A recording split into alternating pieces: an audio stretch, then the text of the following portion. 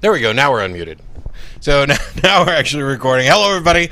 It's time again for Guerrilla Atheism, straight from Dillahunty International Studios. The Atheist Experience coming to you live over Ustream.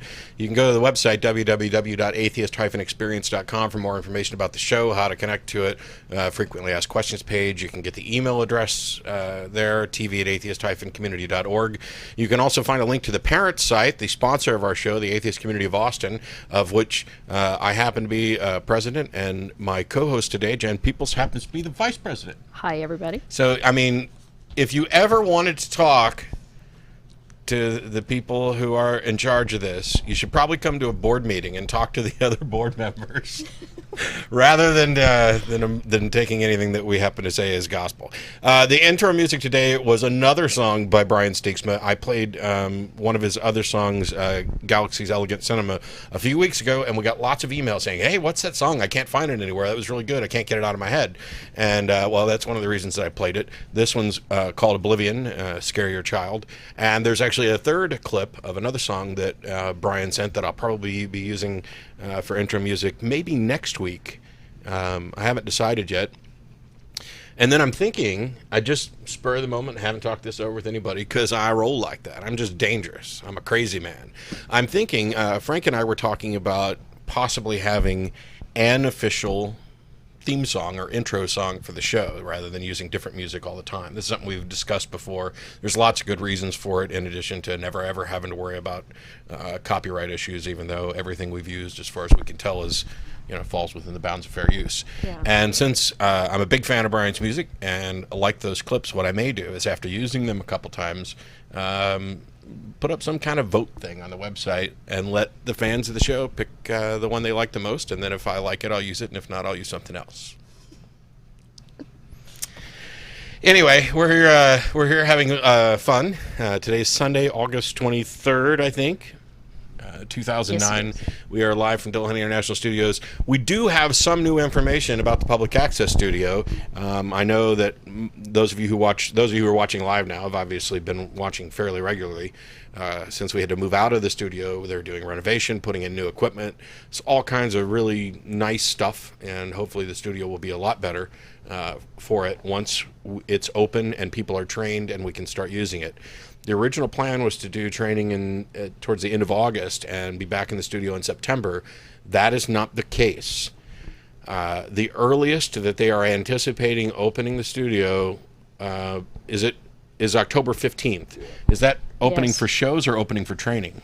I think that's opening for shows. Okay. Yeah, the training is supposed to start the week of September 7th, Yeah. and that's for main and mini studio training, and then the micro studio training probably won't happen until October. Cool.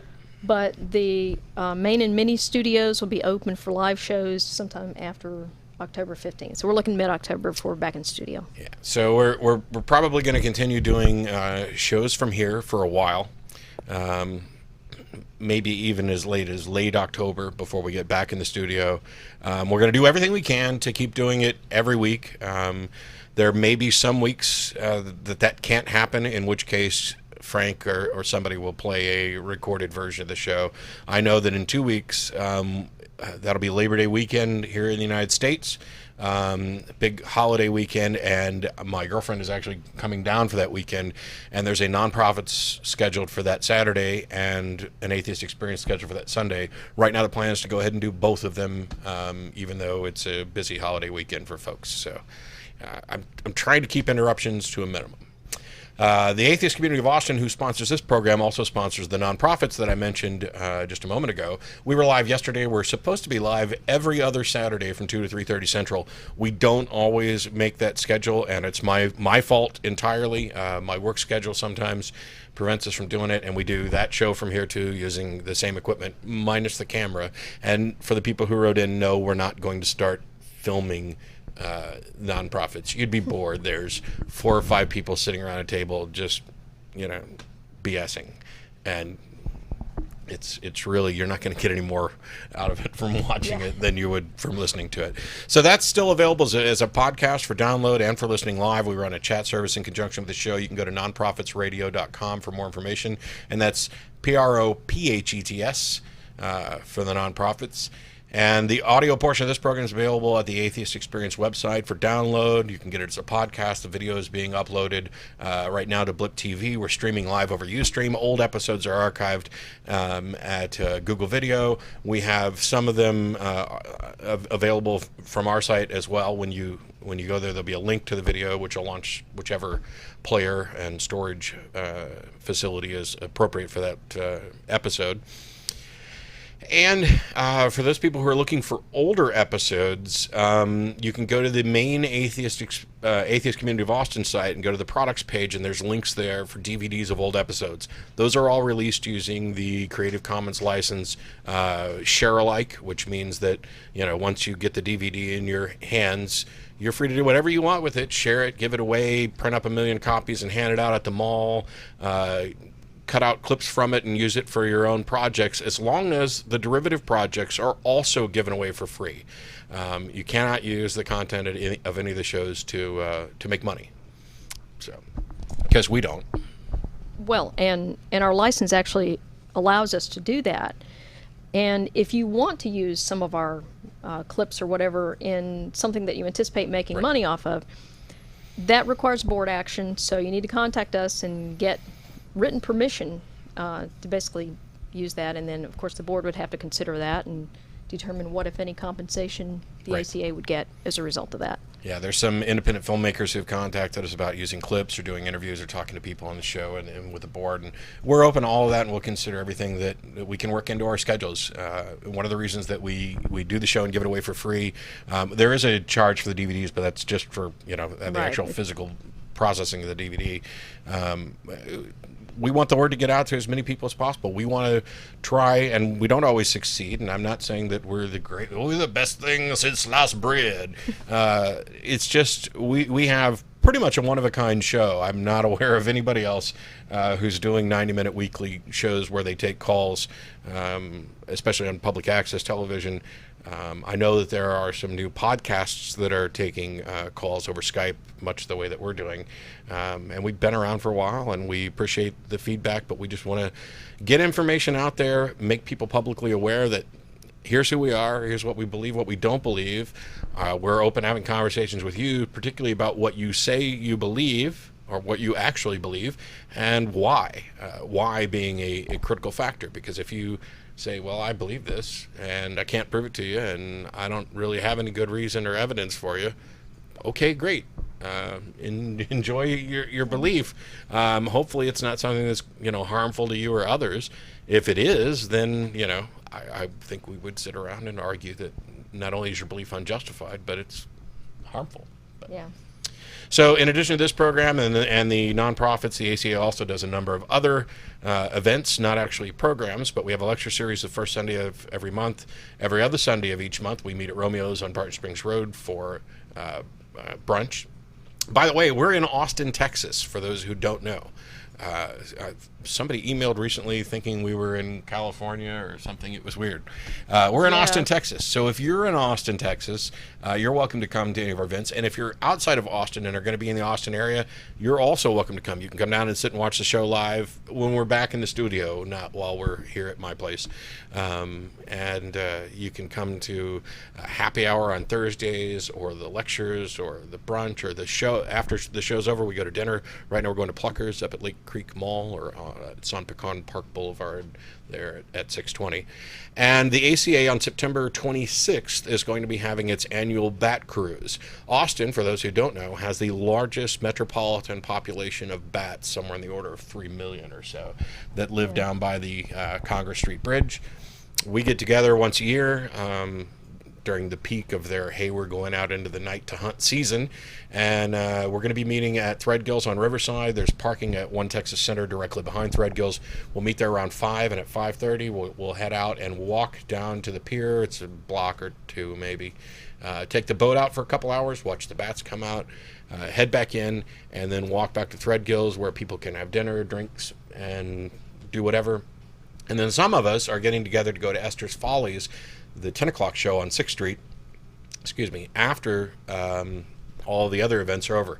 If you'd like to participate in that, you're going to want to go to Esther'sFollies.com or call their number. You can get more information from them. And pre-book your seats. That show, they do it Wednesday, Friday, Saturday, I think, and they're pretty much always sold out. So a week or two ahead of time, you're probably going to want to call and say, hey, I want to get in there. I don't know. I guess that's all the actual announcement. No, it's not. The Texas Free Thought Convention is coming up. Yes. November 14th, I believe, in San Antonio. We'll try and get a link up on our site directly to it. I was there last year. Actually, it was in Austin last year. This year, their list of speakers include Vic Stinger and a number of others. They've got a website up, and I'll try and get that link up. I don't have the information handy. What else have we got? I have an announcement. Okay. The ACA is now on Twitter. So if you would like to keep up with what's going on with the ACA, this is primarily for people in the Austin area, but if you follow the nonprofits and the Atheist Experience, I'll be tweeting information about the upcoming shows as well as any other activities with the ACA. And the Twitter, the name of the Twitter feed is Inside the ACA with no spaces in there. So just type Inside the ACA. If you search on that, will come up and you'll see that. We can add Twitter under the Ustream thing too. Okay. If you want to add that, I'll do that. Yep, Cool. we can do that. Not right this second. For those who didn't hear, Frank says we can add Twitter right onto the Ustream. So Cool. good I'll stuff. have it next week. I have a couple of rules about Twitter. If your tweets are blocked, so are you. So if you want to join, follow us on Twitter, make sure your tweets aren't blocked. If you just want to have one tweet up there and you're following 700 people and there's just a link to some pictures, you're getting blocked. So. Quickly, with regard to doing the show from here, we've talked about this before. We are still taking calls, or actually we're making calls, but we're using Skype. So you're going to want to go to skype.com, SKYPE, download the software, set yourself up an account. It's all free for you to use, and then add into your contact list the name Atheist TV, ATHEIST TV, no spaces. When the show's on, which is every Sunday from 4:30 to 6 p.m. Central, and you can do the calculations on what that means in your time zone, since we're getting calls from all over the world.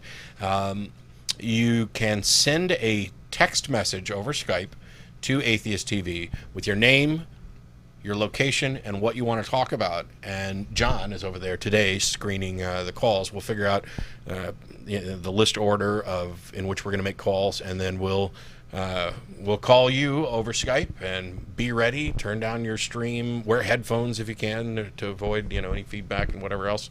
And we'll take calls that way. It's been working pretty good so far. Yeah. That's all I've got. So you are now in control. I cede command of the couch. All right. Well, for today's show, I have a question for you.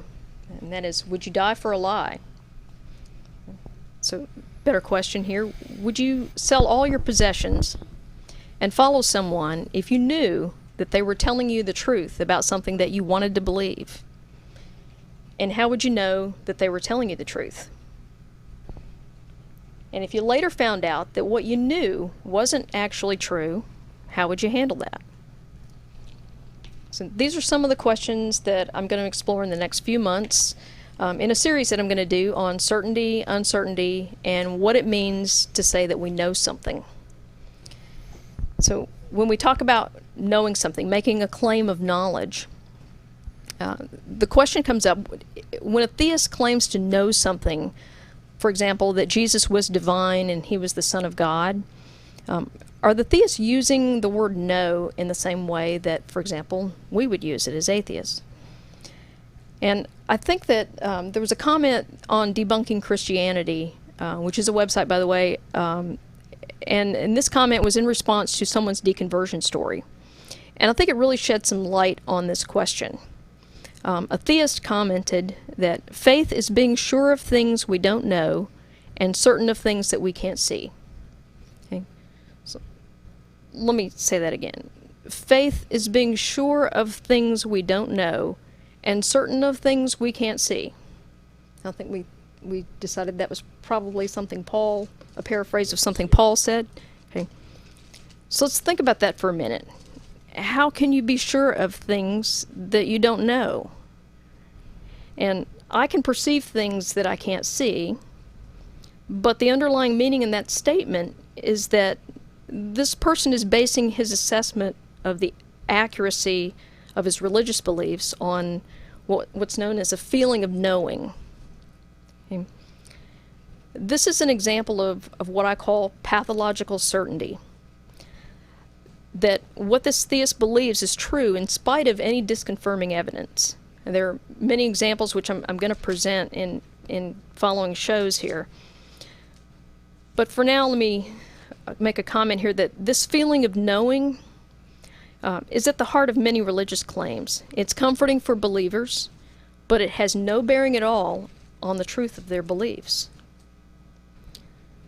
So this question came up, would you die for a lie?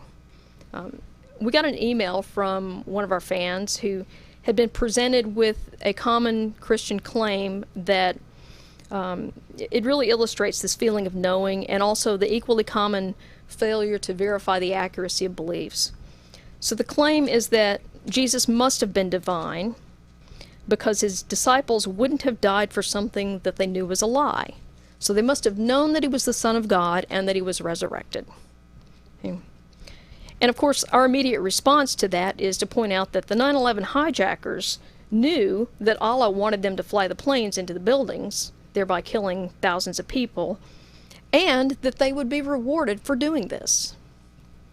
Now, the Christian response to this is typically that the hijackers just believed, but the disciples knew.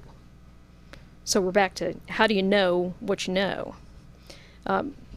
But if we look at that claim, that Christian response to this is that they recognize that people act on their beliefs. But the claim isn't that they have just a belief. They're claiming that they have actual knowledge. And then they further torture the logic here by claiming that if the resurrection was a conspiracy, that the disciples wouldn't have died spreading the news of it. So there we have pathological certainty and the typical reaction upon hearing disconfirming evidence, which is to torture logic and invent another reason for why your original beliefs are true. So here's my critique of that. The argument's intellectually dishonest from the beginning, in that those who use it have abdicated their responsibility to verify the accuracy of their beliefs. And incidentally, that's a responsibility we all share. If you go to the website Snopes, you'll find hundreds of claims that have been, some of them have been confirmed, some have been completely debunked, but it's all stuff that people have emailed to other people uncritically because it was something they wanted to believe anyway. So they didn't bother to even click on a link that was provided in the original email. They just forwarded it to everybody on their email list saying, here, look at this. And it's usually some moral outrage thing or something fantastic. But again, it's something they want to believe. So they accept no responsibility to verify the accuracy of it, and they just clog your email box with this junk. The other problem with this die for a lie claim is that it makes several assumptions that can't even withstand casual scrutiny. The first of which is that Jesus existed as an actual historical person, in spite of the fact that there's no extra biblical evidence of this. And before you guys email me with Josephus and Suetonius and Tacitus, yeah, I know about that stuff, okay? It documents the existence of Christians. It does not document the existence of Jesus, okay? I'm not saying that he... Tacitus and Suetonius and the others, would document the existence of Christians and not Jesus. Josephus, there's the passage that references Jesus. There's the testimony of Flavius, which is generally considered to be a forgery, but it doesn't matter Right. because Josephus wasn't born until after Jesus would have supposedly died anyway, so it's not contemporary evidence. It's Right. still hearsay, second or third person removed at least. Right. Anyway, that doesn't matter.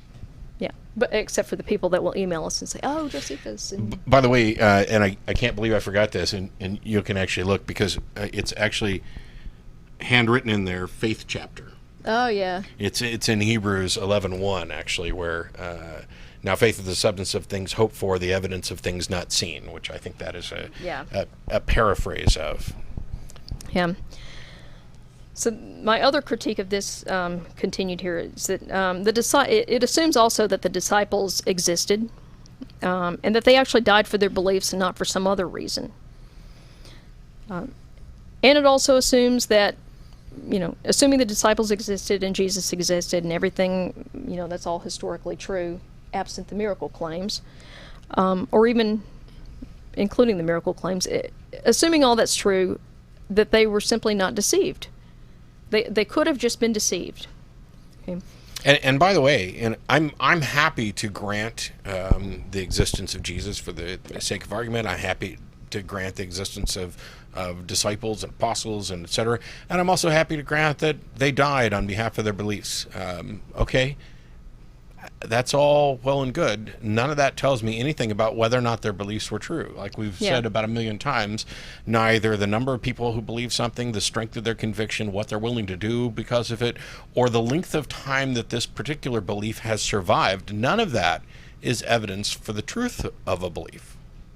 Right. If you, I just find it so absurd that people would say, well, nobody would die for a lie. Well, yeah, in a way you're right. They don't think it's a lie. And usually, I imagine maybe somebody has knowingly died for something that they know was a lie. But by and large, people who die for something don't know that it's a lie. But that tells us about their mental state, what they happen to most likely believe. It doesn't tell us whether or not their beliefs are actually true. I mean, to make a claim like that, you are ignoring the martyr of every other religion, for example, and you brought up 9/11. Exactly. It's just this comes up so often. It's like, well, you think the disciples must have been lying. No, and that's my last point. I mean, assuming no deception, they could have simply been mistaken. People are mistaken all the time, and in fact, magicians and illusionists count on that. So that is completely unremarkable that humans could make a mistake about something. But I guess I had a thought and I lost it here. But yeah, you're right. I mean, there are countless other martyrs of different religions. They believed that they were dying for the truth. And what's curious is that on occasion when I've had this conversation with a Christian who has brought up this, stupidly said something like other religions don't have martyrs, and you say, yes, they do. Then their next response is, well, they don't have as many martyrs as we do. Yeah. Holy crap. I mean, Yeah. It's frustrating. But the thing is, even the willingness to give your life for a belief does not have any bearing at all on whether that belief is true. Right. So the intensity of the feeling, the number of people that believe it, none of those indicate to us whether it's true or not. So all I wanted to do today was introduce this topic, and I'm going to explore that a little further in the next probably 2 shows that I'm on. We're going to talk a little bit about what it means to be certain and uncertain about something. It's good because we get lots of questions, particularly after I did the belief lecture and I defined knowledge in a particular way. My purpose in defining knowledge that way was to raise the point that I have no interest in claims of knowledge. And whether or not Jen agrees with me or whether or not Jen's definitions are the same, I'm sure we'll have some interesting conversations there. But going back to this accusation of lying, this is by the way, an argument that comes up. Josh McDowell has used it. I'm sure that Lee Strobel has used it and others, that either you believe that the disciples lied or the whole thing's true. And it puts the person that you're talking to, this is a clever yet devious and despicable trick. It puts the person that you're talking to in the position of saying, well, I don't want to call somebody a liar, that's impolite, and completely ignores the other options that are available. C.S. Lewis's famous liar, lunatic, or Lord. Well, there's also legend, if you want to stay with the L's, or myth and mistaken are also options. It's the same false dichotomy we get all the time, not just with regard to the disciples. It's like, oh, well, either they're lying or it's the truth. No, you're ignoring options. Oh, well, either you believe in a God or you believe there's no God. No. Either you believe in a God or you don't believe in a God. Those are the two options. And then within that second subset, there is also those like myself who happen to believe that there are no gods. Now, what's the justification for this? To what degree of certainty do you hold this belief? Those are all questions for discussion. Yeah. And getting back to this idea of, Jesus' divinity and was he an actual historical person, if you tell me that you believe there was an itinerant Jewish preacher running around in what we think of as, Jerusalem or Israel now, at that time, who was preaching a message of salvation, I find that to be a completely unremarkable claim. I could easily accept that. And might even have been 2 of them. Or 100. And I guess that's my point, is that this was a very common theological idea that was happening in a Jewish theological movement around the 1st century. And so the idea that there could have been a guy like that running around preaching a salvation message, that I can accept that without any evidence at all, just because we know that this was going on. My question is, if you pointed to any of the hundreds of them that were doing this and say, that's the Jesus guy I'm talking about, how do you distinguish him from all the other guys? Yep. And by the way, a quick correction, and I do this just so that I don't necessarily get email on it, although correcting this is probably going to get email from other people as well. When I said that was that the statement about faith that was paraphrased from Paul, it's because it's in Hebrews, and a lot of people attribute that to Paul. However, the author of Hebrews is unknown, and there is considerable scholarship that Hebrews wasn't written by Paul. So. Just so that I don't get, another... Not that I have any problem with it. I like getting emails. I mean, those are subjects that... I know you read Ehrman's new book, too, didn't you? Yeah, it's Jesus good. Interrupted? Yeah, it's easily one of my favorites from him. Yes. But back to your stuff. Well, actually, I think I'm ready to open the phone lines and get somebody on the phone.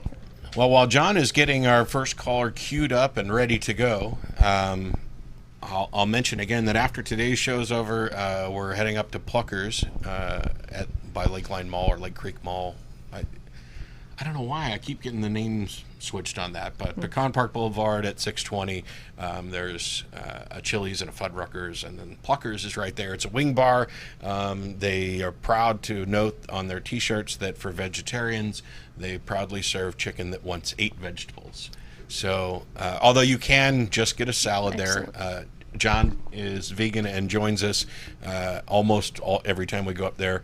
And there's a pretty decent salad, I'd say, that you can just tell them don't put the chicken on the salad, and you get a good salad out of it. Are you vegan or vegetarian?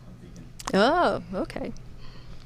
So, yes, for all the vegans who despise me or want to convert me, I have plenty of friends who are vegans, and the discussions have come up on occasion. And they don't usually think they're morally superior to us omnivores. Some do, but John's my buddy. Yeah. Even if he thinks he's morally superior to me, he's okay with it because we're friends. Who we got? We have Tommy from Tommy in Dublin, Ireland. In Dublin, how are you? I'm great, mate. Great. Listen, Matt, I'm trying to knock you off so that I'm only talking to you on the Skype. Okay. But suddenly my security decided to kick in, so we might have to sort of whistle through it if you don't mind. Oh, sure. Just it's okay. Move right along to whatever you wanted to talk about. Okay. Well, listen. The thing is, I don't know if I sent you a few letters of recent weeks about a debate I'm supposed to be taking on British television. Probably, you've had so many letters you don't remember.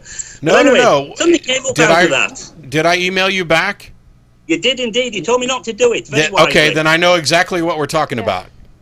Yeah, that's irrelevant, but we'll leave that to one side for a second. I'm with you. Something's come up as a result of this, and it seems to be that these guys withdraw into all kinds of emotional arguments and what have you when they're confronted with solid facts. And my question to you is, and you probably found this yourself, it starts with hard evidence, their arguments. They say things like, we have evidence of this, we have evidence of that. And as soon as you shoot that down, they withdraw into personal experiences of the supernatural. Yeah. That it's you have to think with your heart rather than your head. Have you heard all of these? Yeah. Oh, yes. Definitely. And the point is, no matter how good your argument is, and no matter how difficult it is to get round, they've still got a position. It's usually, well, you're not gullible enough to believe us. You know. Well, Yes. If only they'd be that honest. I don't believe. I mean, what I'm asking is, do you think at this point, with the internet and everything else at our disposal, all the hard evidence there is, do you think that they're taking a new approach to this now? Do you think possibly they're saying, well, rationality isn't really the way to look at Christianity. You must believe it in your heart, and that's that. Well, that's not a new approach Yeah. by any means. I mean, that goes back to Luther. Luther saying that enemy was reason was the enemy of faith. It's a despicable whore. I think it's the position that more and more people are finding themselves forced to assume, because for a long time, at least in the United States, I know that this isn't the case elsewhere.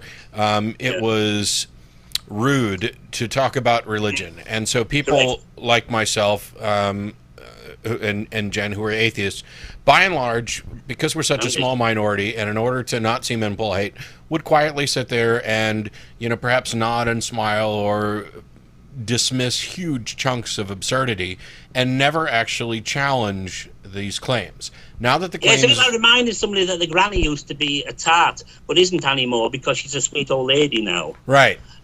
Right. Yeah. It's... I think that this should come as a surprise to nobody. And the people that it seems to come as the biggest surprise to are theists. Yeah. That these are big, potentially big philosophical questions that the greatest minds have pondered since we began pondering things. The claims, they're no problem, are they?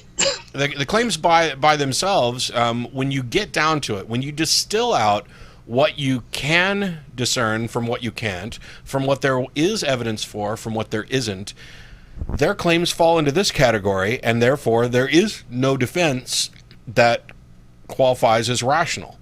And even when you get, some of the best Christian theologians, thinkers, guys who are, by and large, eminently reasonable. For example, I would look at Reverend Barry Lynn, who is largely reasonable and secular. I'd say Francis Collins, who accepts science in its entirety, except for a couple of little minor areas. Also, I'd say Hal Bidlack, who's active in the skeptic movement, who was the MC at TAM 7, who is not a theist, but a deist. And will freely admit that the type of God that he believes in or thinks is possible is something that is completely untestable. Those people are admitting it, that this is something personal to them that they cannot necessarily share. It's like reality plus. Their God is kind of outside of this. Right. And it's the people who try to jam that God into every little aspect of reality, every puzzle where we don't have an answer, every scientific hypothesis that is not yet confirmed. Those are the ones that are in trouble because they have built their beliefs on reasons that can only be knocked out from under them. That is why I do the show. My point is to get as many sound bites out there that knock the knees out from under these people who think that they actually have a rational reason for their belief. When they get to the point that they are forced by intellectual honesty, and not all of them will do this, to admit that their belief is faith-based, that it is personal, that it is primarily emotional, that it is without rational support, that's the end of my work. It's up to them at that point to figure out whether or not they're comfortable continuing in a belief like that. It's not my job, it's not my purpose to try and convert people away from religions. I'm just here trying to give my perspective and a measured dose of reality to people who seem to be divorced from it. Yeah. But don't you notice there's two approaches now? Haven't you also noticed there seems to be a change? I've noticed a change. These days, when you persist, when you put it to them, it's right in front of their eyes. They take two approaches, or should I say withdrawals. They actually withdraw. Fair enough. They run and hide and don't get back to you. Or they adopt, as you say, this approach of, well, it's emotional, it's personal to me. And they're running out of places to hide. Well, they don't have to go any further than that, because that is a position that is entirely defensible. Once I say that I believe something and I can't demonstrate it to anybody else, I cannot demonstrate it through any of the means by which we would normally go about figuring out what's real and what's not real. I have established a position, a belief that is completely defended from rational scrutiny. Yeah, but the point is they begin their argument with hard evidence. Yeah. When you've shot that down, where did they go then? Well, and they all do it. I mean, look at Josh McDowell, and I spend more time arguing with disciples of these guys who don't actually have a point. And who don't have a clue what they're talking about. What happens? Exactly. Right. What happens with guys when I start getting quotes from Josh McDowell, Lee Strobel, and stuff? They're from people who have only read Josh McDowell and Lee Strobel, who haven't bothered for a moment to read essays or books that are critical of those approaches. Right. They were believers. The evidence that demands a verdict book falls into their hand, and all this does is give them evidence, supposedly, that reinforces this belief. And this is critical because I think it is both good and bad. It puts us in the position of constantly having to respond to people who have no real concept of what they're talking about. There's a guy who's emailed us this week that I'll be responding to later who is Jewish, and when I pointed out some objections to factual statements that he made that were wrong, he ignored that and came back with more factual statements that were wrong. And it's like demonstrating that, okay, you're not at this level of conversation. You haven't done this much investigation. The good aspect of it, though, is for people like myself. I was a Christian. I read McDowell's book. And I was like, wow, I feel so much better because this thing that I have always believed to be true, this thing that I felt was kind of personal, that I didn't really know how to defend, now I have a defense. And it was when I went to investigate that defense, when people launched objections to it, when I read people saying, "Oh yeah, we read that McDowell stuff too, we read that Strobel stuff too, and here's where they're wrong." When I began to actually investigate it and determined to care about what was true, all of that fell off from underneath, and then I was put in the position of, "Wow, how can I possibly continue to believe something when all the evidence that has ever been presented to me to support it is questionable at best, if not outright wrong?" I'm not the kind of person who could ever believe something or be comfortable believing something simply because it felt good. Well, and now it wouldn't feel good. And it's interesting because Answers in Genesis, which is they're fundamentalist creationists, they even have a list of arguments that you shouldn't use anymore because they've realized that the ones they're using are pretty crappy. Oh, well, yeah, they still put out some absolute crap. Their list just isn't long enough yet. I know. That's another side goal I think every atheist should take, is to expand their list. They've gone so far as to list some arguments that you should not use anymore in defense of your faith because they're so bad and so easily debunked that they don't even want people using them. But we still hear those from time to time, and it's because people have not even done even a cursory examination of the evidence to support their beliefs.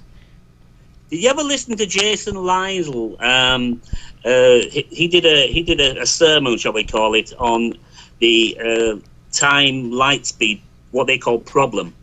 The guy's a proper astrophysicist. He's actually done the exams and he has the degrees. And he pretty much, right across the board, until he gets into the philosophy of it, he uses every argument that I would use.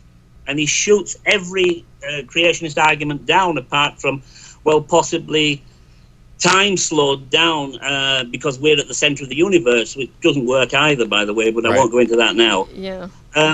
But this guy knows the facts. He understands everything about it, the physics, the mathematics, and the guy still wants to believe that, in accordance with Genesis 5, the Earth is the universe, should I say, is 6,000 years old, and God made the stars and the moon on the fourth day, the whole bit. Now, I wonder if we're talking about the same guy. There's denial for you. Yeah, I don't know, but I mean, I think it's important to call that what it is, which is just intellectual dishonesty.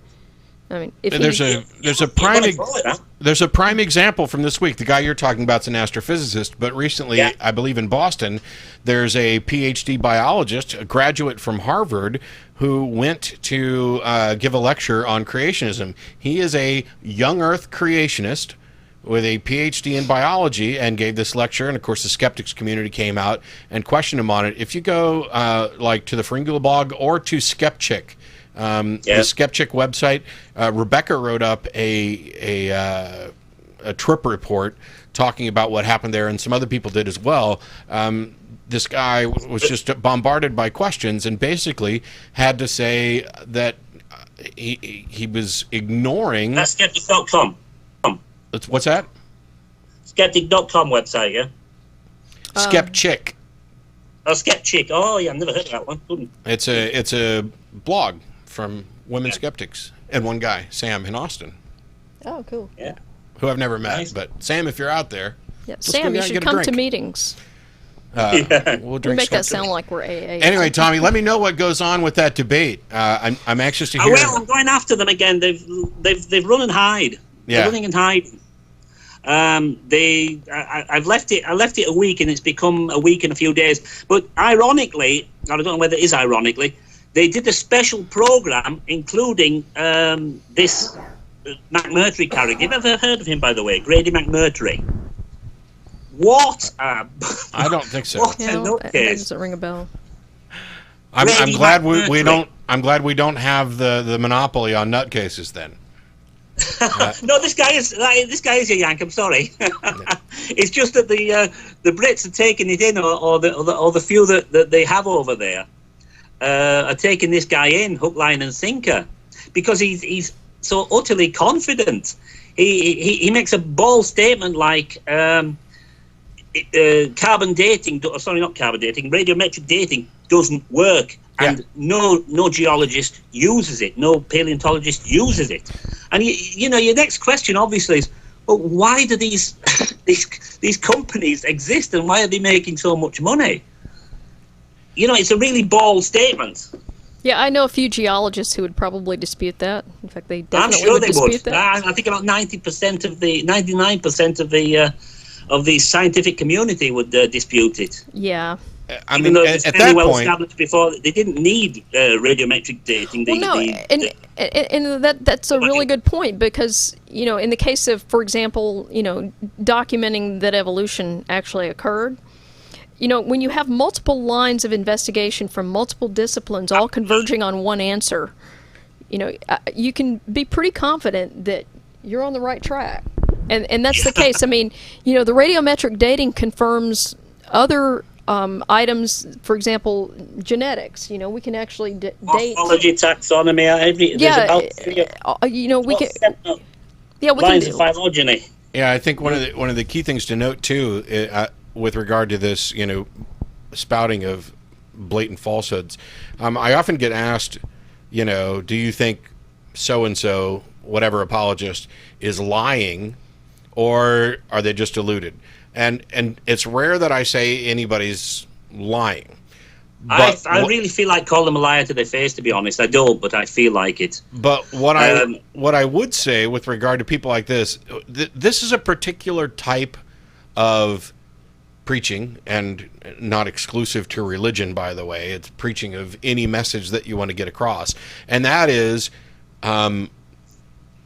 whatever your belief is, whatever information you may have, state it firmly, authoritatively, and it's going to be accepted They'll swallow it, yeah. uncritically by the people who already agree with you. And this will spread because they're going to repeat it. They've now heard somebody who is in a position of authority, or seems to be in a position of authority, say something that reaffirms their beliefs, and so then they will continue to spread that message, which is how we get those thousands of spam emails of things that are easily disproven, for example, at Snopes.com and other websites debunking urban myths.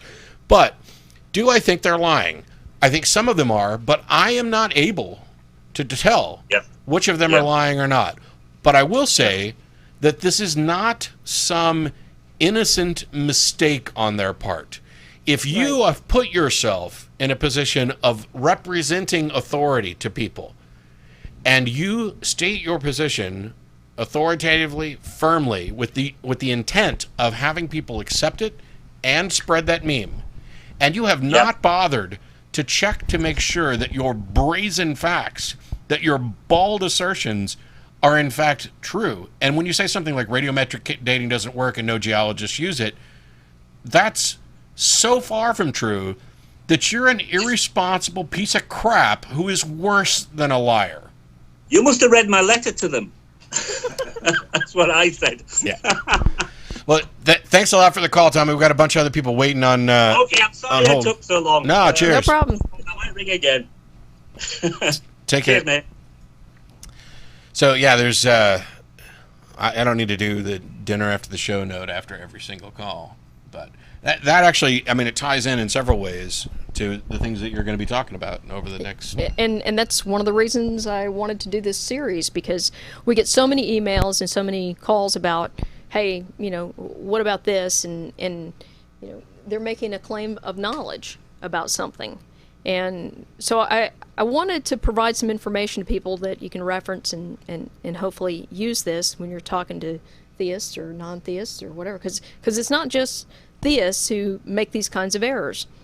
I actually had a contentious email exchange with an atheist a couple of weeks ago who glitched on a statement that was made in a previous episode. I think it was, I want to say it was Don and Russell who were on the show that day, and someone had made a statement that evolution is both a fact and a theory. And this guy initially disputed that, and I pointed him to the Talk Origins page, the very excellent article that Larry Moran did on Talk Origins that explained that it is both a fact and theory. That's really an example of another sloppy use of language, in that when we say evolution is a fact, we're talking about one thing. When we say evolution is theory, we're talking about another thing. Yeah. But they're very slight differences. But the thing is, though, scientists use the word fact in the same way that every lay people do it. Yeah. It means the same thing. And theory is the one where people glitch. And so it's important to explain, what you mean when you say a scientific theory. Right. It's not wild conjecture. And, you're talking about people who clearly, if we demonstrate anything, we demonstrate that atheists have no dogma, no tenets, and aren't a hive mind. There is considerable disagreement, even within the ACA, on a whole number of issues. Jen and I don't agree on everything because she's wrong about a couple things. I used to think that, but then I realized I was mistaken. I'm working to correct her because that's me. I'm this strange Svengali that has entrapped a group of people. I'm quietly building a cult, and but I just haven't figured out how to get it to work when you have a bunch of free thinkers and independent people who don't want to worship anybody or anything. But I get emails quite frequently from people who watch the show, who appreciate what we've done, what we talk about, perhaps a comment that I've said or Jen said or somebody else has said, and immediately assume, wow, they've come to the conclusion that religion is nonsense just like I have. And so therefore, we're just alike. And so I can talk to them about this. And it comes as a surprise to some people when they present their particular conspiracy theory or woo claim, or that- simple misunderstanding of what's going on. Or even maybe a preference of, I like this TV show and you don't. That, oh, wow, we're not actually the same. I mean, I don't... I don't see that as a problem. As a matter of fact, I see that as kind of one of the beautiful things about life is, I mean, if everybody was the same and everybody had the same opinions about everything or the same views about everything, you'd have this like dull gray world that would be kind of boring. Yeah. I mean, it would be like the primordial soup. No individuality, no interest. Who's next? Craig in California. Craig in All right. California. How are you? I'm fine. You hear me? Yeah. Yeah. Oh, good. Yeah. Oh, inspired, by the old canard, atheists have no morality. I bring yet another example of not only atheists having morality, but the morality being better than that religion. This week, how's about the Pope being against condoms in Africa, which is both overpopulated and infested by HIV? That's an example of atheist morality being better than religious morality. Thank you very much. Okay. No argument there. Thanks, Craig. Yeah, You're I think welcome. Bye. I think the Pope's the entire Catholic Church has blood on his hands, if only for the atrocity that happens in Africa. With they've actually run billboards that have a skull on it and says, this is a condom user, implying that if you use condoms you're going to die from AIDS. They've put out campaigns that said that I guess the NGOs were putting holes in the condoms, so you're going to get AIDS anyway. They've put out a lot of misinformation, and their whole thing is burn the condoms, just say no. And of course that doesn't work, and it's also it betrays a deep misunderstanding of how the AIDS epidemic in Africa differs from almost every other place on the planet. And I think that whatever solution there is to the AIDS epidemic in Africa, it's not going to come from the Vatican.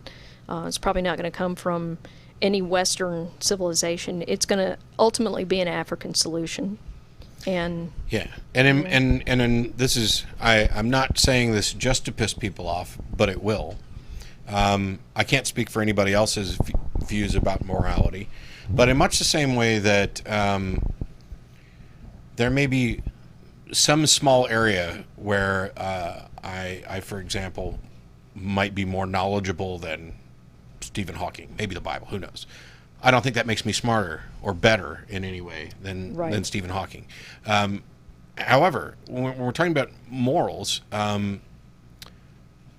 for me, not only am I more moral than the character of God in the Bible, or pretty much any other character in the Bible that I can think of, across the board, I'm also more moral than almost every person who accepts any Orthodox Christian doctrine I've ever heard of. And this goes, by the way, for many other religions. I'm speaking particularly about Christianity, because in order to get there, you have to accept this immoral doctrine of, for example, and I know this doesn't apply to all Christians, sorry, original sin, substitutional atonement, whereas my moral views are about personal responsibility. They're about demonstrable harm, and also the very idea of sin, that there is some thought crime against some being out there, or that if I'm lusting after somebody, that this is in and of itself necessarily evil. I find patently absurd. And by the way, if it weren't for lust, the human race would have gone extinct a long time ago. Yeah, didn't the Shakers try that? Yeah. It didn't work out too well for them. Yeah. Great furniture, though. Who's next? Jessica in the Netherlands. Jessica from the Netherlands. Hello. Hello. Hello. Hi.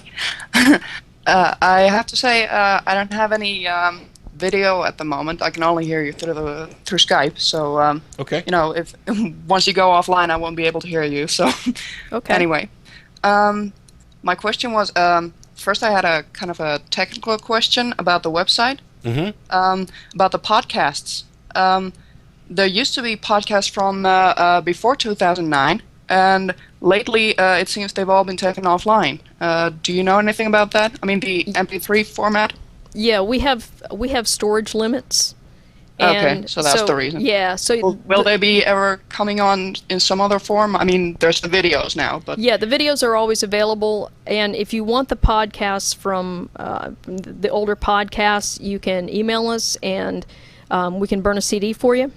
And we charge. Actually, they can go right to the products site. Yeah, if the you go product to site, that's Atheist right. Community of Austin or the ACA website, atheist-community.org, and click on products, there's DVDs of the shows, but then there's also compilation audio CDs. That's basically all the shows from a year in audio format. Yeah. Okay. And we sell those basically at cost. So it's a very small and charge. you ship overseas? I believe. Yeah, we but that's can. what you'd probably want to email about so that we can make sure, because we're not trying to make any money off this, but we're also not trying to go broke. Also, by the way, since this has come up over and over again, if somebody has those and they want to set them up on some kind of file share thing, if you want to torrent those, whatever, you're free to do that. This is the only reason that they're not freely available on our site anymore is because we have storage space requirements and bandwidth requirements, and keeping up 11 years worth of show audio just went too far. Okay. Oh, thanks for answering that. Sure. My second question, the real question actually, was about my boyfriend and I were recently talking. We are both atheists. I used to be a believer up until a few years ago, and ever since then I've been kind of forced to reevaluate some of my other beliefs, like regarding the supernatural in general, and like customs that I still have left over from the time that I was a believer. And Michael Jackson died recently, as you might have heard. And it kind of got us thinking about that, how the media treated him before, that everybody was always mocking him, and suddenly he drops dead, and it's almost like nobody's allowed to say anything bad anymore. And it got us thinking about honoring the dead, and how even among atheists it seems to be that if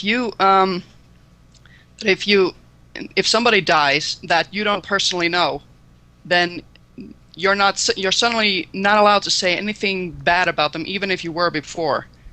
And I'm wondering if this is some sort of leftover from like the cultural implications of religion. I don't think so. I think there may be an aspect of that, and this is just off the cuff thinking about this. I think the reason is that, for example, I went after Falwell. I did this also after Falwell died. I have no problems talking about what a despicable human being I happen to think he was. But I was slightly nicer about him after he died. And the reason for that wasn't that I don't want to speak ill of the dead, or that I want to kind of revisionary or revise my opinion of them. It's that now that person is not here, so my comments now affect other people and not just that person. Beforehand, when Falwell was just a big fat buffoon and a terrible human being, when I went after him for things like that, yeah, I'm sure his family probably wouldn't have liked that very much, but the harm essentially is split between Falwell, who deserved it, and his family. And once he's dead, his family becomes the lion's share of my ire, and Well, I don't can't know hurt them him at all anymore. and I can't blame them for what he's done. Yeah. I think that is part of it. It's much the same way that why do we bother having funerals? Why don't we just chuck people out? Funerals aren't for the dead person; they're for the people who remain. Whether it's for them to mourn, whether it's a chance to celebrate somebody's life now that it's over. The person in the coffin or the person in the urn, or the person whose body was never recovered, the funeral isn't for them. There's nothing about it for them. It is ceremony. It does have ties to religion. It may have ties to supernatural, irrational thoughts. But I think the biggest tie, and this is just my opinion, is that it's really about us as humans, as interpersonal beings, having empathy for each other, being able to understand what it's like to lose someone, even if we haven't, by imagining what it would be like to lose somebody we care about. I think that's why people are generally nicer in that regard. Yeah, I can understand that there's really the honoring the living instead of honoring the dead.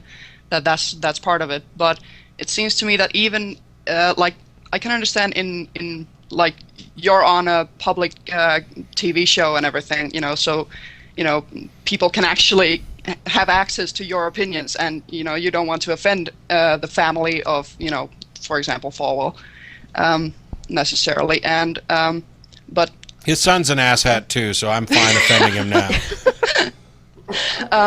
But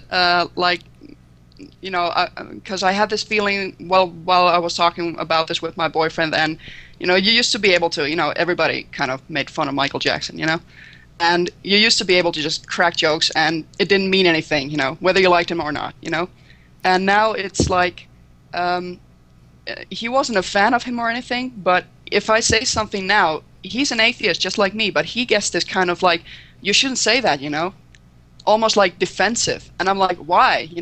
We don't know his family. We're just talking to each other here.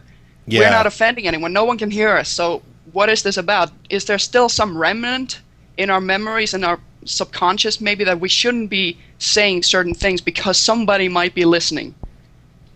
Yeah, I'm just wondering, like, even if it's not anything public. I'm definitely with you on this, in that I have no problem. Okay, there is a big problem with taking somebody and, out of the kind of normal empathetic respect, elevating their status after they're dead.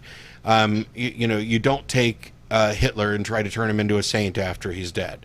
And if Michael Jackson had actually been convicted of the crimes that he may or may not have done, and yet bought his way out of the chance to determine whether that's the case. If he had been convicted, I don't think anybody would be elevating him. They'd say, here's a guy who did a lot for music and was brilliant, and he was a whack job with a weird life. But, we're not going to elevate him. I think because there wasn't any clear tarnishment on him, other than this guy's a little weird and maybe did some things that, he should have gotten in trouble for. I think afterwards you kind of go a little easier, even in private. I don't. I'm limited on the TV, although we're going to have to, this show might not actually make public access because we've talked about products a couple times. But I'm limited into what I want to say and what I can say in certain venues. But for me, for example, there are no sacred cows, Muhammad, whatever, especially when it comes to humor. I've heard some jokes about Michael Jackson and others that made me kind of temporarily recoil. But if they were still funny, I'm still going to laugh. And I don't care what the subject is. I don't care if it's babies in a microwave. If the joke is of a form that it's actually funny, it's not like anybody's actually advocating that. There's an absurdity there. But I don't think there's any sacred cows, and you may be right that kind of reaction has something to do with a subconscious idea about somebody else listening. I don't think there's enough information to really determine which of the many possible explanations for this really apply. But I think you can recover from it either way. Yeah. Well, and a point I was going to make about, Michael Jackson and other people that die, and then, often what happens, especially with a very public person who's tried very hard to keep at least part of their life private, is that after their death, more information comes out about them. And sometimes that information makes them a much more sympathetic character than they were before. Other times we find out they were, a bigger son of a bitch than we thought they were before. And so I think people will respond to that. And maybe that's what, your friend is responding to. Maybe he's learned some things about Michael Jackson since his death that make him a little more sympathetic in his eyes, and he's just not comfortable trashing him anymore. I don't know. But I think that's possible too. So basically, that's a long way of us saying we don't have an answer for you. Well, it was interesting to hear your opinions anyway. Well, thank you very much. I appreciate the call. That was pretty much my question. I just wanted to say I love the show and keep up the good work. Well, thanks. Thanks a lot. Okay. Bye. Bye. Yeah, it's. I mean, we haven't talked about this before on the show, I don't think, but it's one of those things where when a famous painter dies, their paintings increase in value. As a matter of fact, Right. some people flayed away in obscurity and poverty their entire life, and a single one of their paintings after they die is now worth more than 100 times what they made in their entire lifetime for everything they ever sold. And part of that has to do. I think there's an absurdity in how we elevate people's status once they're gone. It's this kind of myth making. We're fond of myths and legends. We might, also some of it changes later on. That what so and so did in their childhood, it can be used. I think this is something that may have been in Ehrman's book when he used as an example. But so and so as a kid was a terror, and we were never sure what happened. And if that kid grows up to be a doctor, all of a sudden it's looked back fondly and jokingly. Oh boy, he was a nightmare, but everything turned out okay. Or maybe there was some subtle hint there about his future, blah blah blah. And if he turns out to be a serial killer, it's the exact same activity is now in the he used to torture animals and hurt stuff, and we always knew he was a bad seed from the get-go. Yeah. And so the hindsight being 2020, it's not. Memory is not 2020. Eyewitness testimony is not 2020. And when we look back at somebody's life after they've died, our tendency to amplify the good and downplay the bad gives us a very distorted image of it. I have both of my grandfathers are dead.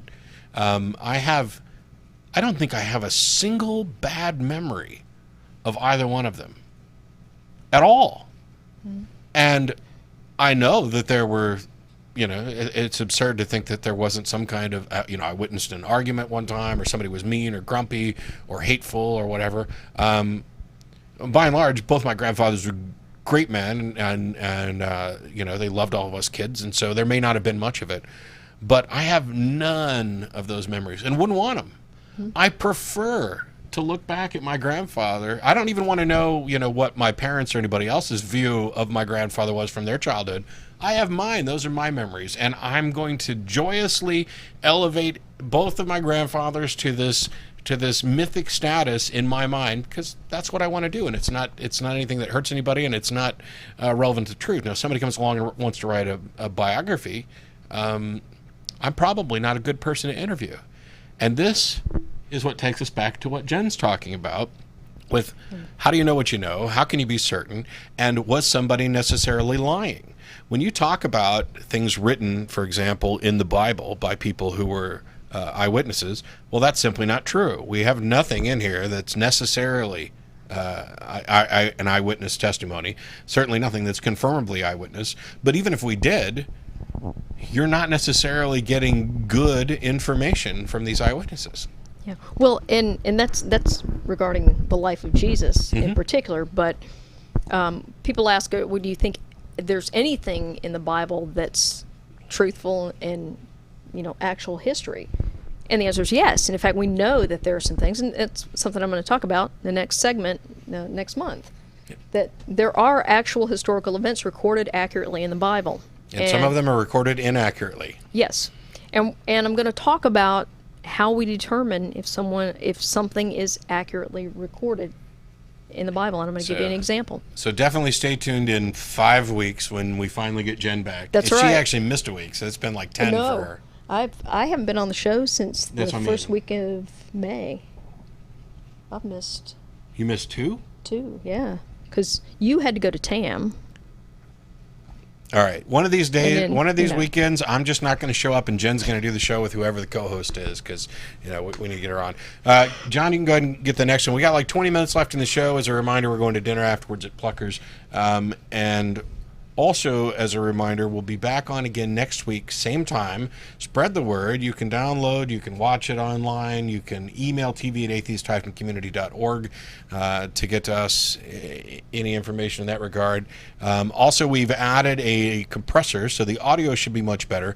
I mentioned that a couple of times now over the past 2 shows, or this show and the nonprofits, because I wanted to get feedback. Since we're doing this guerrilla style, I mean, we're here at my place with whatever audio equipment we can get. We've bought, we've got a good mixer now. We've got a compressor. I just want to kind of make sure that we're still getting good audio out. And, if I start yelling, we're not going to blow out anybody's eardrums or piss anybody off. Who's next? George in New York. George in New York. George. Like George? George? Hello, Matt. Hello. Hello. Can you hear me? I can Can hear you you. hear me? Yes. Hi, can you folks hear me? Yes. Can Yes. you hear us? Yeah, I can hear you. We're having a little net trouble here in New York. It must be that hurricane that never materialized. I prayed for you. Well, thank you. And yet, it worked regardless. Actually prayed that it wouldn't work, so I guess our non-prayers non-canceled each other out. Yeah, that's basically what happened. Is the reason God can't heal amputees is because somebody's sitting around praying that God won't heal amputees over and over and over again. So it's canceling out. You see, you say that with a sort of wry detachment, but I guarantee you somewhere some apologist is jotting that down for a future debate point. Yeah. Probably, but I'll take credit for it when I hear it.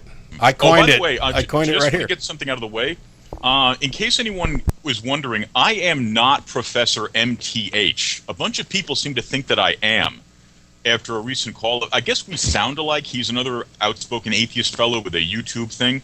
I'm not him and he's not me, at least not the last time I checked. Okay. Also, regarding the AIG list of arguments you shouldn't use, there's actually 2 of them. There's the one that they intend, and there's the second list, which is the entire table of contents of AIG. Yeah. Yes. Yes. Okay, enough fun. I love the episode, the whole Die for a Lie thing. I'm glad you guys are tackling this, because just last night I had a Christian friend hit me with this, and I was as polite as I can be. I rolled my eyes because, like you folks, I've heard this so many times that it's just exasperating. It's such a bad argument. You wonder almost if you're being insulted when you hear things like this, because it's so easily slapped down. I looked at him and I said, 2 words for you: Heaven's Gate. Yeah. Absolutely. Yes. Here are modern people in a technological industrial society where we've had a century and a half of scientific psychology. We understand what hope and desire do, and that desire will kick knowledge's ass every time. I can trump you with one word: Jonestown. Yeah, Even Jonestown. better. Yeah. Or we can talk about the guy who went in and shot up a gym the other day and then shot himself. Right. And in his, we talked about on yesterday's Nonprofits, in his journal, he talked about how his pastor had basically convinced him that somebody could commit mass murder and still go to heaven. And so he believed that was true, and it didn't, because of that belief, he wasn't deterred from taking Right. the psychotic action that he took. There's also the case, the well-known psychological dynamic of someone who has, by their own actions or by fate or by whatever, been forced into a corner, will believe something even more powerfully if he thinks that everything is on the line. Let's say you join a religion and you are persecuted. If you are at that moment of truth, it will be, in some cases, it will be more painful for you to say, I'm about to die and this was all for nothing, than it will be to say, I'm about to die and you know what? I'm nailing my flag to the mast. Yeah. I'm dying for my beliefs. That's a Yeah. common dynamic. Army psychiatrists see this all the time in our soldiers, enemy soldiers who are taken capture, who are taken prisoner. We'll talk about this. I mean, they interview guys who fought for the most appalling causes, and they believed it at the time. They were ready to die. Yeah, although later on, when they look back, they said, "What was I thinking?" I'm really glad you brought that up too, because taking this to show that this is this is part of the human condition and not necessarily something exclusive to religion. This is religion making use of psychology. Well, it's in the same way that you can make a strong secular argument for the function and origin of morality in social animals like human beings. Religion has moral systems too. They take credit for it. They're just taking credit for a human activity. Yeah. Yeah.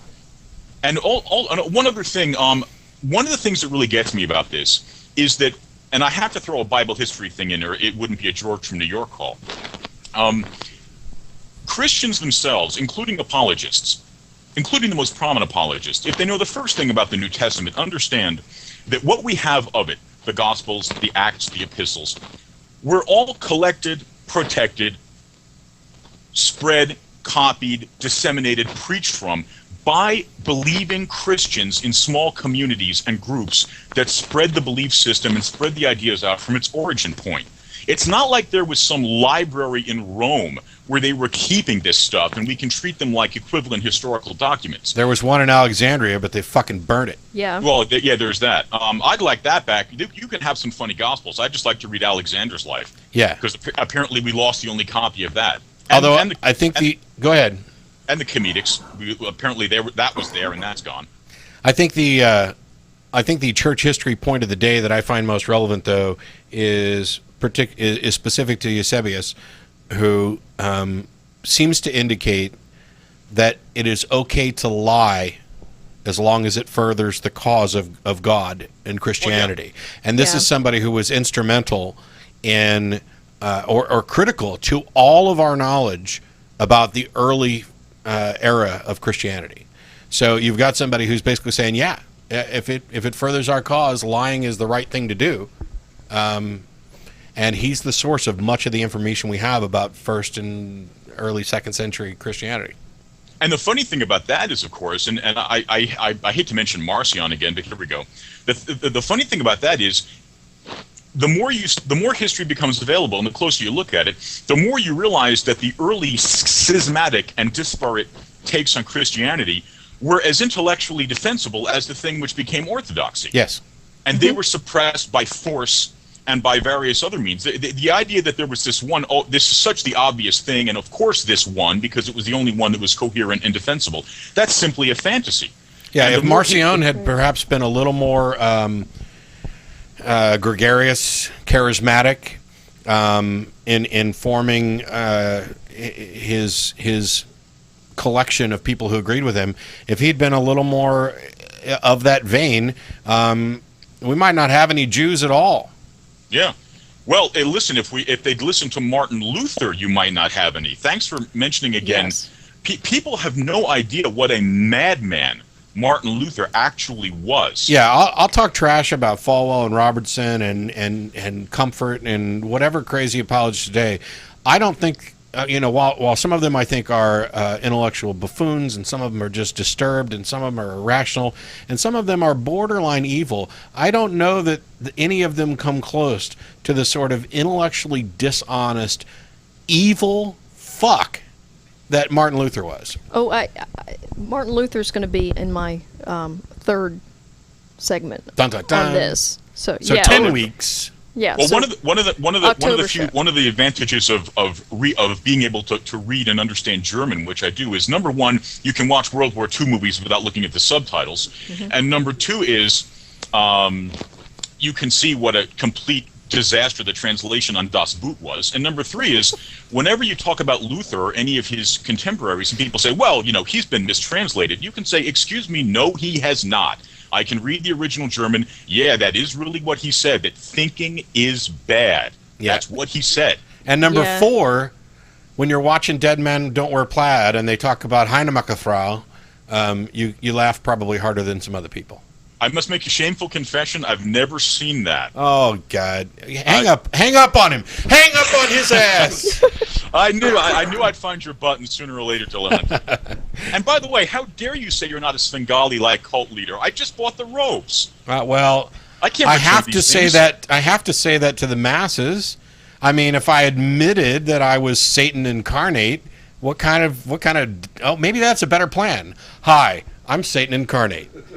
I freely admit this, and you're welcome to think that I'm absurd as I draw all of your chillins to me. Hey, is that why so many prominent male American atheists are crop their hair short? Are we all doing the Anton LaVey thing? Because I have my hair cut short too.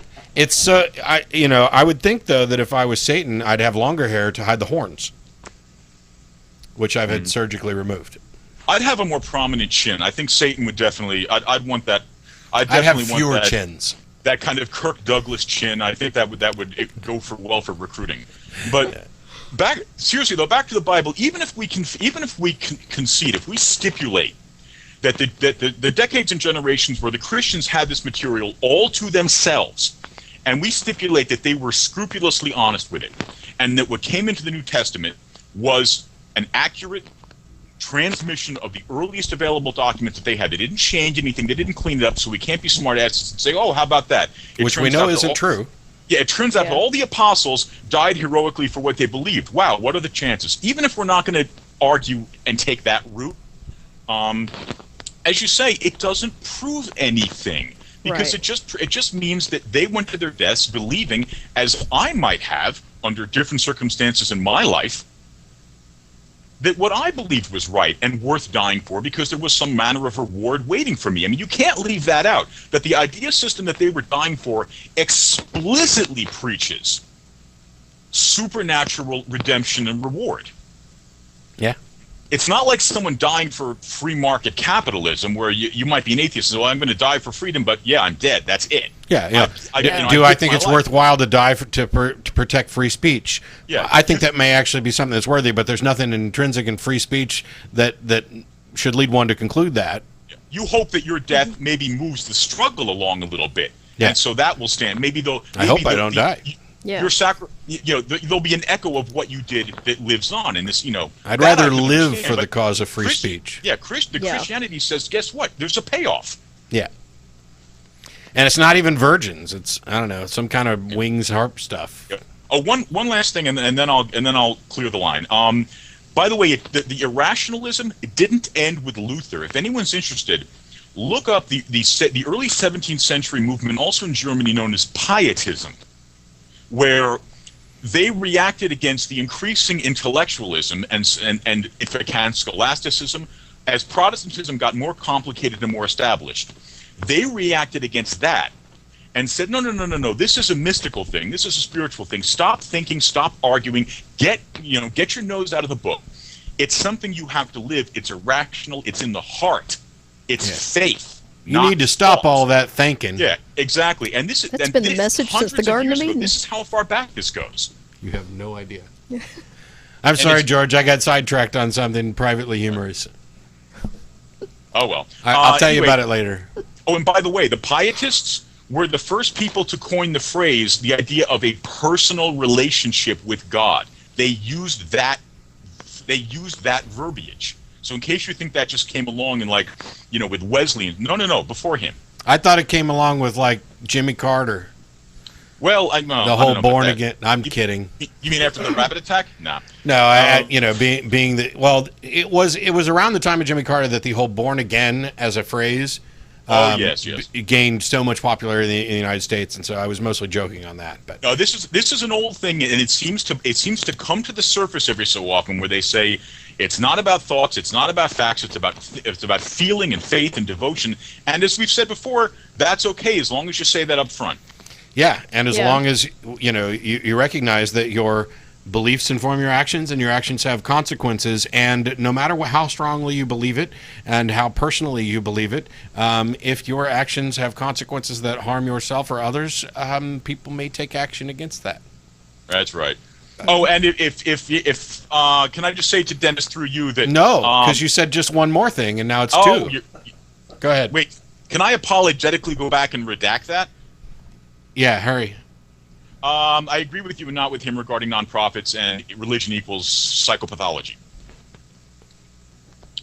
Wow. Okay. Email me later because I missed that. Okay. Anyway, great show again, guys. Thanks a lot. Later, George. Thanks. Ciao. So we have 3.5 minutes left in the show. So whoever you get needs to get in, say what they want to say, and be ready to get gone. All right. It's Aaron in Houston. Go. Hey, Matt. Aaron, how you doing?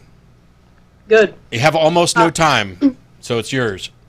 Okay, I just wanted, first off, I wanted to talk about a lot of stuff. However, due to limited time, I'm just going to want to do some responses to what y'all guys said about the historical Jesus earlier on. Mm-hmm. When addressing the ex-biblical evidence for Jesus, I'm not going to go into Josephus because that just takes way too long, but let's just do Tacitus really quick. Okay, you say that Tacitus, he only referenced Christians, and this it's false. If you go to the Annals 1544, which is a section, it says Christus, the founder of the name, suffered at the extreme penalty at Pontius Pilate. It does not say... Yes. I agree with you. Did you think I hadn't read the Annals? Have you read that in the context? He is writing a letter asking what I do about these Christians, and when he talks about and mentions Christos, he's not relaying any evidence or testimony to that. He's talking about what these people believe to have happened. No, I think you might be getting confused with Pliny the Younger or something, because that was when he discovered Christians. They didn't know what to do with them. Well, and he said, they sung at the they sung songs for Christus at a set time, but he said, Pliny the Younger did do that. You're absolutely correct. But I mean, if you read all of what Tacitus is saying, and by the way, this isn't contemporary evidence in the first place. Okay, I was just going to get to that, but... Okay. Hurry. You got like a minute. Okay. So, you say he wasn't contemporary. Well, what I would say is contemporary evidence is not a requirement for history. You don't have to have a contemporary source. If you'd like to claim that, then could you please cite me a historian that specifically says that you need contemporary evidence? Why would I need to cite a historian? Well, because they know what they're talking about. They're the people who know, the criteria for history. No. What I'm talking about is whether or not it is demonstrable that somebody actually existed.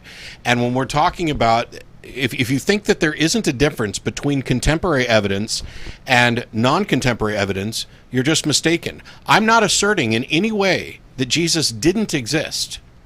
I happen to be fine with the idea that Jesus existed. I'm simply saying that there is no contemporary extra-biblical evidence to support any event from Jesus' life confirming his existence. That's all I've ever said about this. Okay, just earlier in the show you sounded like, you didn't really believe that Jesus existed, and I was just saying that for something as common as a crucifixion or something like that, you don't really need contemporary evidence. It's just what I'm saying. And I'm pretty much fine with that. However, no textual report's going to be enough to confirm a miracle. We've got to let you go. We have 10 seconds left. Thanks, everybody, for watching. We'll see you again next week. And join us at Pluckers if you're around. Bye-bye. Bye. Bye.